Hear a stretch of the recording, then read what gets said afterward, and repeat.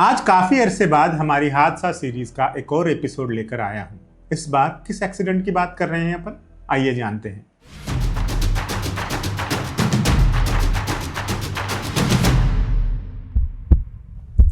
इससे पहले कि हम एक्चुअल मिस हैपनिंग की बात करें, आइए पहले एक रोमांचक घटना के बारे में जान लेते हैं। चक ईगर नाम के एक अमेरिकन वॉर पायलट हुए, बहुत दमदार पायलट और भयानक डेरिंगबाज आदमी।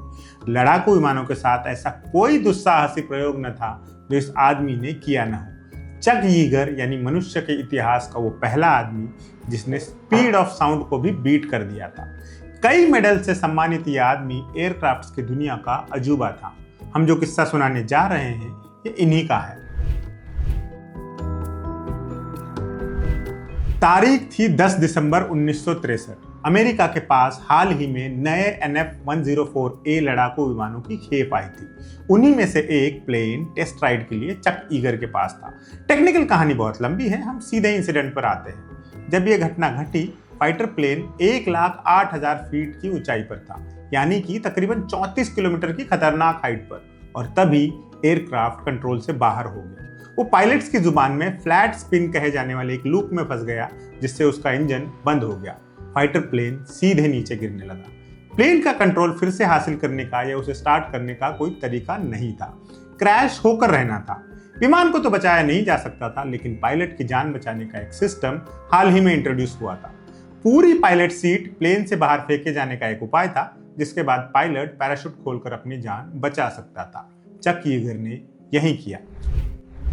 हजारों फीट की ऊंचाई पर चक ईगर की सीट एयरक्राफ्ट से झटके से अलग हो गई और नीचे गिरने लगी। कुछ नीचे आकर उनका पैराशूट भी खुल गया, लेकिन इसके साथ ही कुछ और भी हुआ। फाइटर प्लेन के जलते हुए प्रोपेलर का एक हिस्सा उनके प्रेशर सूट के हेलमेट वाले हिस्से पर आ लगा और उनकी आंख में एक गहरा कट लग गया। आंख की कटोरी खून से लबालब भर गई, साथ ही गर्दन और कंधे बुरी तरह जल गए।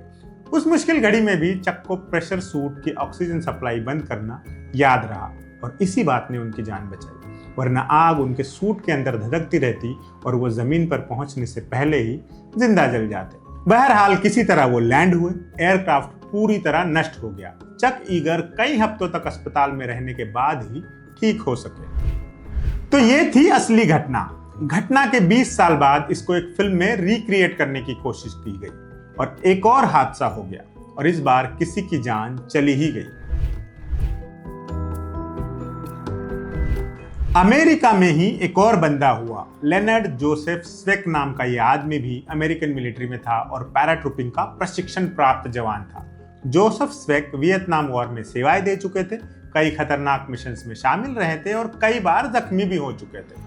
आखिरकार मिलिट्री से उन्हें जबरन रिटायर कराया गया। बावजूद इससे उनका हवा से जंप लगाने का शौक खत्म नहीं हुआ। उन्होंने प्राइवेट पैराशूटिंग का करियर अपना लिया और उस फील्ड में भी बड़ा नाम बन गए।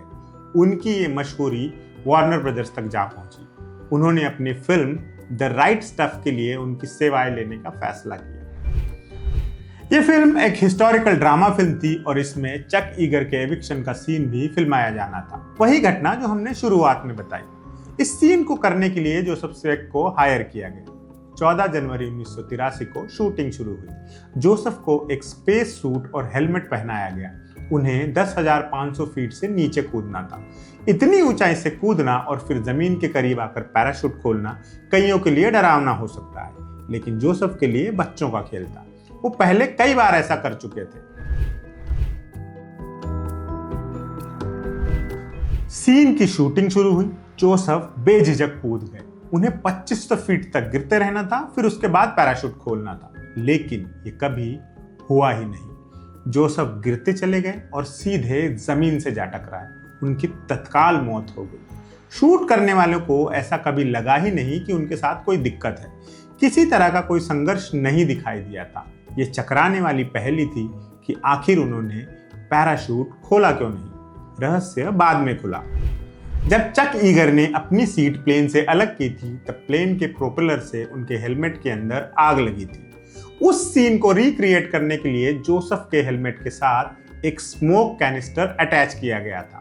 उसी से निकले धुएं से उनका दम घुट गया था और वो हवा में ही बेहोश हो गए थे। पैराशूट खोलने की नौबत ही नहीं आई और जोसेफ स्वेक जमीन से टकराकर जान खो बैठे। जब जोसेफ स्वेग को दफनाया गया तब उनकी कब्र पर पैराशूट लेकर कूदते एक आदमी की तस्वीर उकेर दी गई। साथ ही लिखा गया, do not stand on my grave and cry, I am not there, I did not die. आज के एपिसोड में इतना ही, फिर मिलेंगे, तब तक के लिए विदा। आप देखते रहिए एम बोले तो।